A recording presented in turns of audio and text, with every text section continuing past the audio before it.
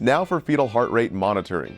Hey guys, I'm Nurse Mike here with Nurse Barbara, and today we're going to be going over all the key points that you need to know for your exams as well as the NCLEX. Now before we get into it, my simple nursing members out there, be sure to find this study guide in your membership to make sure this knowledge really sticks. All right, let's go. Now, fetal heart rate monitoring is a way to identify fetal well-being and oxygenation during labor. During labor, it is vital to monitor both the uterine contractions and the baby's heart rate, as an abnormal reading may indicate that the baby is not getting enough oxygen or other problems are occurring. Now, there are two types of devices used. For external fetal monitoring, the sono or ultrasound is used for the baby's heart rate, and the toco or tocometer is used for the mom's uterine activity. The mother's abdomen is palpated for fetal position to find that point of maximal impulse, the PMI, which is located between the baby's shoulder blades, and this is where the baby's heart rate can be heard the loudest. Now, this is the best place to put the fetal heart rate sensor. Now for Mike for some dramatization purposes. The point of maximum impulse. Thanks for that, Mike. Now, the PMI is found between the baby's shoulders. Now, if the baby is cephalic or head down, it will be placed on the mother's lower abdomen. But if the baby is breech, the monitor will find the PMI in the upper abdomen. Now, board exams love to test on this, and they often ask students to click on the area of the abdomen where the PMI would be found based on the fetal position. So be sure to write that down.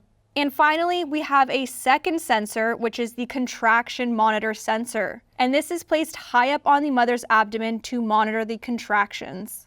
Now, a more accurate but invasive method of monitoring the baby is an internal fetal monitor, also called a fetal scalp electrode, the FSE. And this is typically only used for high-risk pregnancies.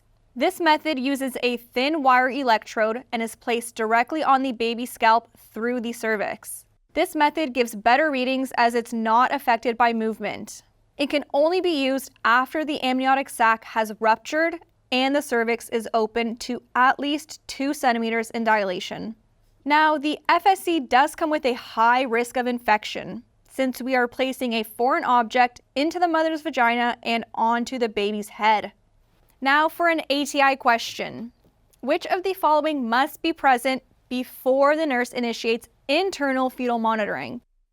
And this would be a cervical dilation of at least 2 centimeters. Okay, so now let's review how a normal fetal heart rate monitor tracing looks. And then we will go through the top 7 strips to know for the NCLEX and your nursing school exams. As you can see, there are 2 strips here showing squiggly lines, similar to an EKG. The fetal heart rate is on top, which we always assess first, and the mother's contractions are on the bottom. Those double red lines represent 1 minute in time. So now on to Nurse Mike for a discussion of fetal heart rate. Thanks, Nurse Barbara. Point of maximum I'm just kidding. Okay, so for some key terms for the fetal heart rate baseline. So normal fetal heart rate is 110 to 160 beats per minute. Variability is basically how jiggly or wiggly the line is. So as labor progresses, we expect the fetal heart rate to have wiggly lines. This is called variability. So it means a happy baby, and it means the neurosystem is intact. So in general, we say the more wiggly, the more happy the baby. Now we have different types of variability, kind of like a traffic light. The red light is where we stop what we're doing and run to get the baby out. This red light is absent variability. We have no jiggly, which is not good. The baby's not responding and is at risk for major complications and even death. The baby needs to come out right now via C-section. Now the next big one is minimal variability. This is our yellow light. It is seen as a flatter line and kind of looks sleepy and sad, typically meaning that the baby is either sleeping or in trouble. And it's very concerning since we see less jiggly, so basically less happy of a baby. The next one is moderate variability. Now this is our green light. It's normal and the desired finding. So the memory trick, for moderate, just think it's the most desired. And the last one here is marked variability. We see jagged jiggles. So this is our stressed out baby. But this baby is okay, as it typically is seen during labor as the baby is being pushed out. Now, the most commonly tested are the minimal and moderate variability. So please be sure to focus on these top two squiggles. Okay, the next key term to know is accelerations. These are temporary increases in the fetal heart rate, and it indicates great oxygenation for the baby. We call these happy little mountains. So cute. These are little bonus points that shows the baby is doing well. So the memory trick, the baby gets A's for accelerations.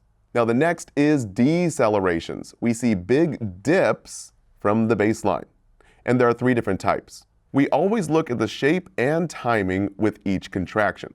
So first up is early decels. Now these are good. They look like shallow bowl-shaped dips that mirror the mother's contraction. As you can see on our little chart, the top line and bottom line are attracted to each other, kind of like a magnet. Then it goes back to baseline between contractions. It indicates head compression, which is totally expected during labor. And the memory trick here, it's good to be early with early decels. Or you can think you want to show up early to the party with that dip for the chip. So don't be late with that chip dip. The party is going to be angry. The next decel is variable decels. So just look for the V's here. It is very concerning with very deep, sharp V dips. See how deep the fetal heart rate dips on top? Now this indicates cord compression, which cuts off oxygen to the fetus. So we'd want to change the mom's position and even consider an amnio infusion if that position change doesn't fix the problem. Because remember, very deep dips are very concerning, indicating variable decels. Now lastly, late decels are bad. They are the worst. It indicates decreased oxygenation, basically hypoxia. But the differences here are very subtle. So look at our chart here. See how the fetal heart rate is dipping on top and how it comes after that big uterine contraction bump right on the bottom. So remember, don't be late with that chip dip. That party is going to be very angry. It's a very bad sign. Don't be late with that dip. So once again, the memory trick here is it's bad to be late to the party. Don't be late with the chip dip. Now, key terms for uterine contractions. During contractions, babies will hold their breath and fetal oxygenation is impaired.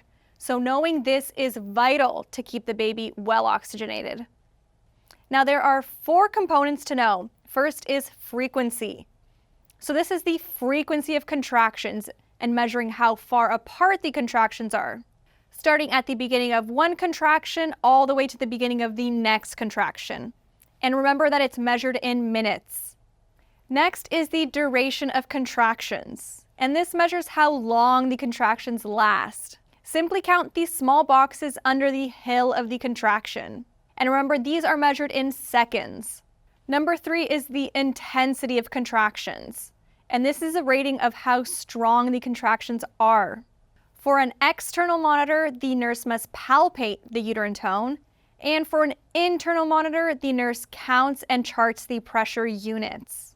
Lastly is rest. So this is that tone and time. The uterus should be soft to palpation between contractions for at least 60 seconds, as the fetus needs this time to recover lost oxygen flow during those contractions. Now let's talk about normal contractions, and I want you guys to remember this rule of 60. First, we have frequency, contractions that are 2 to 3 minutes apart in active labor. So more than 5 contractions in 10 minutes is considered tachysystole, and that is bad. But we will cover that in a moment. So duration should be around 60 seconds, and intensity should be over 60 millimeters of mercury. Anything over 90 is a cause of concern. So lastly, we have rest. We want about 60 seconds of rest in between contractions. Now, in terms of complications, there could be tachysystole. And this is when there are over 5 contractions in 10 minutes. It's very dangerous as too many contractions could lead to fetal distress, including hypoxia and reduced placental blood flow. As you can see, the normal uterine contraction pattern is less frequent than the tachysystole pattern. Now switching gears to a popular memory trick before we get into the 7 strips to know. So line up the words VEAL and CHOP in a vertical fashion. So the V is for variable decelerations. W or V-shaped dips are seen, and that is very concerning as it indicates C, cord compression, and we want to change the mom's position. Next is E for early decelerations, and this is where the fetal heart rate mirrors the contractions. Remember, it's good to be early with dip to the party. And this indicates head compression, meaning a happy baby. So the baby is ready for delivery. Next up is A for accelerations, and this is that temporary increase in heart rate. And remember, this is okay as it's providing oxygen to the baby. Lastly is L for late decelerations, and this is a lower heart rate after contractions. Now, this one is very dangerous and is the one you must know for the NCLEX, since as you know, the most deadly conditions are the most tested conditions. And remember, it's bad to show up late with dip to the party. So late decels indicate P, placental insufficiency, which is P, a big problem. So we use the memory trick ROADI for interventions, like the road to recovery. R is for repositioning the mom. O is oxygen via face mask. A, alert the healthcare provider. D, discontinue oxytocin and give tocolytics. And lastly, I is increase those IV fluids. Remember, oxytocin tells the uterus to contract, which means to induce labor. And tocolytics, like terbutaline, help put that uterus in line and slow those turbulent contractions down. Now on to some HESI questions. The first one asks, what happens when oxytocin levels are elevated? And this would be that uterine contractions will increase. Next is the nurse assesses fetal well-being during labor by monitoring which factor? And this would be the response of the fetal heart rate to the uterine contractions. Unlock thousands of questions and exit prep lectures in our membership, your shortcut to boosting your path to nursing success. Thanks, Nurse Barbara. Okay, guys, now for the 7 quick view strips here. This is what you're going to need to know for what is normal versus what is not normal. Then we're going to dive into very nitty-gritty details. So be sure to write this down. So starting with normal expected findings. Number 1 is a normal fetal heart rate, 110 to 160 beats per minute. And number 2 is accelerations. Remember, this is A-OK. Number 3 is early decels. So the memory trick, it's good to be early to the party with those early decels. Remember, early dips are good.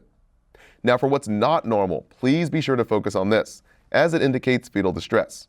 So tachy or bradycardia, that fast or slow heart rate, late decelerations. Remember, it's bad to be late to the party with that dip. V for variable decelerations, those are very bad. And lastly, sinusoidal tracing.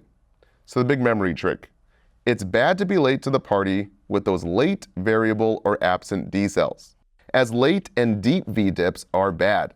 Don't be late with that chip dip. And also, absent or flat variability is also not good.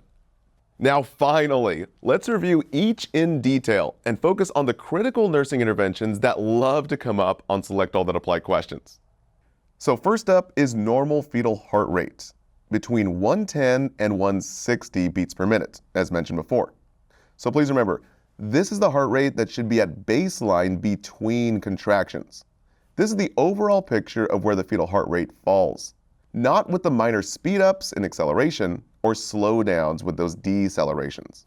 As you can see, the baseline is a little bit hard to read here, but it lies around 130 beats per minute, which is normal range. Now the second strip that you should know is accelerations, as mentioned before. These are the temporary increases in fetal heart rate, or an acceleration in the heart rate. And remember, this is A-OK, as it indicates good oxygenation, and we have a happy baby. Now accelerations are not the same as number 3, early decels, or those early decelerations. Early decels mirror contractions with decreased fetal heart rate, remember, during contractions, and these are okay. This is normal and to be expected with delivery, as the uterus is contracting and trying to push that baby out. Now, early decels is caused from head compression during contractions and indicates that the baby is ready for delivery. The big intervention here is prepare for the delivery of the baby. So once again, the memory trick, it's good to be early with early decels. So Hesse mentions, which fetal heart rate tracing characteristics are considered reassuring or normal? Early decelerations, either present or absent. Okay, now moving on to what's non-reassuring or very risky. So please be sure to know the causes and interventions for each of these, as these are the most tested. Starting with fetal tachycardia. This is an increase in the fetal heart rate over 160 beats per minute for over 10 minutes. Big key terms to write down. Anything less would be considered an acceleration. So this is an early sign of fetal distress, as mentioned by Hesse. This is also a compensatory mechanism when the baby undergoes a stressor from various causes that require the baby to use more oxygen. Now, if the cause is not identified and corrected, you'll start seeing a decrease in variability, followed by late decelerations, as the baby needs oxygen to survive, just like adults. So causes include trauma to the mother, for example, a broken bone, maternal infection or fever, and remember, these are the top 2 tested causes. We also have fetal anemia, dehydration, and even the use of stimulants, for example, cocaine. Now, in terms of intervention, oxygen can be given, IV fluids will help deliver more oxygen to the baby, and if the mother has a fever, we can give antipyretic meds. These are anti-fever medications. Now, pulling from our Simple Nursing NCLEX question bank, written by the people that actually wrote the NCLEX. Here are the top missed test questions. Starting off with an ATI question. We have a client with a fractured wrist who is 36 weeks pregnant. Which of the following assessment items should the nurse prioritize? And the answer would be that the fetal heart rate is 210 beats per minute. Now, a Hesse question. While monitoring the fetal heart rate, the nurse notes tachycardia. Which is a probable cause for this condition? And this would be early signs of fetal distress. Next, we have a fetal heart rate baseline of 175 beats per minute. The nurse knows that this can be caused by which factor? Again, fetal tachycardia. Yes, this is why it's critical to know your key numbers.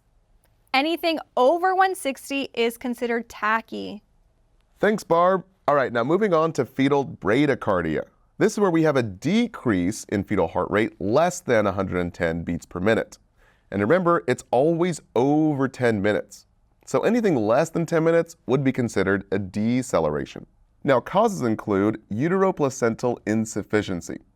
This is interface between the uterus and placenta, which provides O2 to the fetus. And other causes include umbilical cord prolapse, maternal hypotension, that low blood pressure, and even the use of analgesic medications, which makes the vital signs low and slow when given during labor.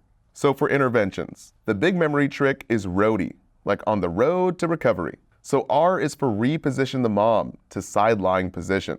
This is done in order to increase the mother's cardiac output, meaning more oxygen-rich blood coming out of mom's heart in cardiac output.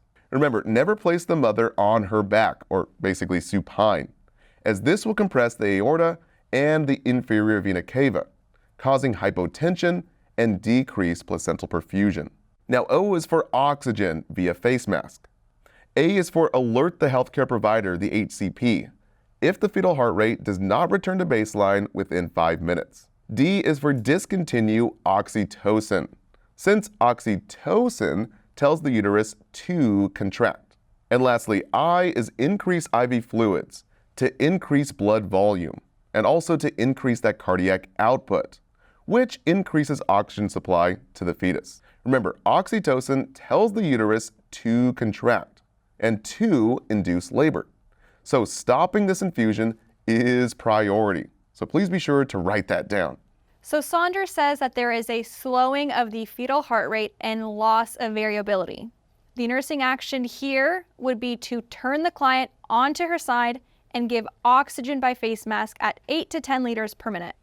And Hesse has 2 questions.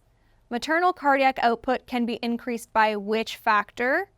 This would be a change in position. Second, we have a sudden drop in fetal heart rate from its baseline of 125 down to 80. So the nurse repositions the client, provides oxygen, increases the IV, and 5 minutes have passed and the fetal heart rate remains in the 80s. Which additional measure would the nurse take? And this would be to immediately notify that healthcare provider. Finally, we have Kaplan. There is an abrupt and rapid fluctuation in the fetal heart rate from a baseline of 90 beats per minute and back to baseline. The fluctuations in fetal heart rate occur with no relationship to the contraction pattern. So which response by the nurse is best? So this is a potential problem that requires a position change. So yes, always the first intervention is to reposition the mother. All right, now moving on to the critical findings. Variable decelerations. Remember, these are very bad. We see abrupt decreases in fetal heart rate. We're talking really deep dips and really deep long drops in the fetal heart rate here, as you guys can see on the screen. See how deep those dips are? So the key numbers to write down for your exams are fetal heart rate drops that are less than 30 seconds from the onset to baseline and 15 beats per minute below baseline for a total of 15 seconds to 2 minutes. So please pause the screen and know those key numbers. Now, causes include umbilical cord compression, which is a big NCLEX tip, and this is critical since the oxygen tube is being compressed. If not quickly corrected, the baby can run out of oxygen. Another cause is decreased amniotic fluid. So we can increase that amniotic fluid with an amnio infusion, which we'll cover in a moment. Now, interventions, once again, the memory trick, ROADI, like the road to recovery. So R, reposition the mom on side-lying position. This is done to relieve umbilical cord compression and also take pressure off the mom's heart and increase that cardiac output. Now, the mother can also be put into the knee chest position too, but this is used more for prolapsed cord. As you know, O is for oxygen via face mask, A is we alert the HCP, the provider, D is for discontinue oxytocin if it's being given, and I, increase those IV fluids. Now for amnio infusion. As mentioned before, it is the installation of sterile saline into the amniotic cavity to refill the fluid that's lost. This is done if multiple position changes have not relieved the cord compression. Remember here, the uterus is like a big swimming pool for the baby, providing cushion to protect it from harm. So once that water breaks, the pool can drain out, leaving no cushion for the baby. So we simply add sterile saline to refill that pool. But what if we overfill that pool and cause too much pressure inside the uterus? So signs to report immediately for indications of overfilling. These are big NCLEX tips. First is uterine resting tone that increases to 45 millimeters of mercury. Remember, an overfilled uterus can cause too much pressure, leading to complications like uterine rupture and increasing the risk for postpartum hemorrhage and even labor dystocia, a very slow labor, which can cause more trauma. So please be sure to write down those key words and big NCLEX tips. Now moving on to late decelerations. Remember, these are the worst, and this is the one to know for the NCLEX. This is a decreased fetal heart rate after contractions, with prolonged time before returning to baseline, right around 60 seconds. Now this is critical as it indicates that oxygenation is compromised. Big NCLEX tip.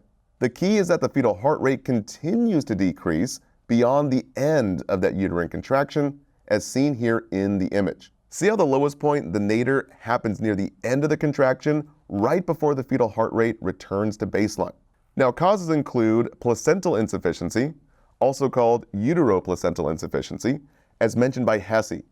And other causes include uterine tachysystole, big NCLEX tip. This is a common side effect of oxytocin, which causes severe contractions, like a big old cramp. And this leads to reduced placental blood flow and even impaired fetal oxygen, which is less O2 to the baby. So we always stop oxytocin for these key signs: over 5 contractions in 10 minutes and late decels. And another cause of late decels is hypotension, that low blood pressure. So for the memory trick, remember it's bad to be late with late, absent, or even variable decels. Now for the interventions. Again, we use the memory trick ROADI, like the road to recovery here. So R, we reposition mom to that side-lying position to take pressure off the heart and increase that cardiac output. And again, don't let the NCLEX trick you here. Never supine position. So O is for oxygen via face mask, A is alert the HCP, and a big one here is D for discontinue oxytocin. Now once again, this is priority as oxytocin can cause those late decels. So again, remember, oxytocin tells the uterus to contract and to induce labor. And lastly, I is for IV fluids, like normal saline or lactated ringers. Basically, we want isotonic fluids to increase that blood pressure. And we always prepare for a C-section if late decels persist after these interventions are implemented. So now for a top missed NCLEX question. A new nurse is evaluating the fetal monitoring strip of a client in labor who is receiving an oxytocin infusion. Which of the following actions should the nurse take next? So let's click on the exhibit. OMG, this is definitely late decelerations. So let's look at the options. First, do we slow the oxytocin infusion? No, this is wrong. So we want to stop the oxytocin infusion, not slow it down. So don't let the NCLEX trick you here. Over 60% of students get this wrong. We always want to stop the oxytocin infusion if it's causing late decels. The next option is to reposition the client to the left or right side, and this is correct. Amnio infusion, this is wrong. Don't let the NCLEX trick you. This is only for variable decels. And the last three options are correct. Oxygen by face mask, initiating an IV bolus of 0.9% saline, and then notifying the provider and preparing terbutaline. Yes, we do anticipate that provider to order terbutaline, as this helps slow down those turbulent contractions. Get a full breakdown of what you need to pass the NCLEX with our NCLEX Review lecture series and live cram sessions, led by myself and industry experts. Now for HESI, we're talking about oxytocin induction. So the last 5 contractions, the fetal heart rate has fallen below the baseline and then returns to baseline in 20 to 30 seconds after the end of the contraction. Which actions must be taken by the nurse? So we want to contact the healthcare provider, stop the infusion of oxytocin, increase the infusion of the mainline IV, apply oxygen by face mask, and reposition the client. And Kaplan mentions a fetus is experiencing distress if which heart rate pattern is observed. So this would be late decelerations. Now we have ATI. So which of the following interventions would be performed after examining this fetal monitoring strip? Okay, so looking at the strips, it looks like late decelerations. So we want to discontinue the oxytocin and run the IV fluids wide open. Thanks so much, Nurse Barb. All right, guys, the last strip here is sinusoidal fetal heart rate, and this is a very bad finding. This is another one to know for the NCLEX, and remember, many students get this wrong. This is a pattern characterized by repetitive, wave-like fluctuations, or hills, with no variability, basically no wiggling, and no response to contractions. Again, this is a critical finding requiring immediate intervention, as the baby can die from lack of oxygen. So for the causes, the mother can have an abdominal trauma, for example, a fall or a motor vehicle accident, which can lead to fetal blood loss or even anemia, and even RH incompatibility. And it could cause hemolysis of the fetal RBCs. So in terms of intervention, it only includes an emergency cesarean section, also called a crash C-section. So we must prepare for an expedited birth. Okay, now to wrap this up for a top missed NCLEX question. Over 70% of students got this wrong, so please listen close.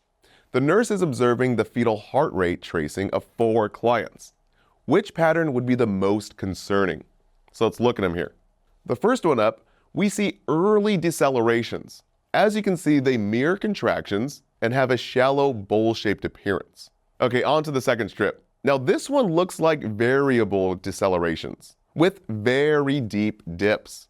Now this is very concerning with abrupt decreases in that fetal heart rate. All right, now this third strip looks definitely like sinusoidal fetal heart rate. So just look at those waves on top, with no response to contraction. So this one is the most deadly by far. All right, but the last one here, now this one looks like fetal tachycardia as the heart rate is really high. So which one is the most deadly? If I had to choose, option 2 and 3 would be the most critical here. But option 3 would be the most concerning as it's the most deadly. So it would be the most correct. Thanks for watching. Did you know you can unlock beautifully handcrafted study guides, packed with key points and memory tricks from all our videos? Plus, you'll get access to over 1,200 exclusive videos not on YouTube, all neatly organized by nursing school topic, to make that complex nursing knowledge actually stick. You'll also gain thousands of practice questions written by current professors and actual NCLEX writers. So for access to all this and more, click right up here or visit simplenursing.com. And don't forget to subscribe to our YouTube channel. Happy studying, and we'll see you in the next videos.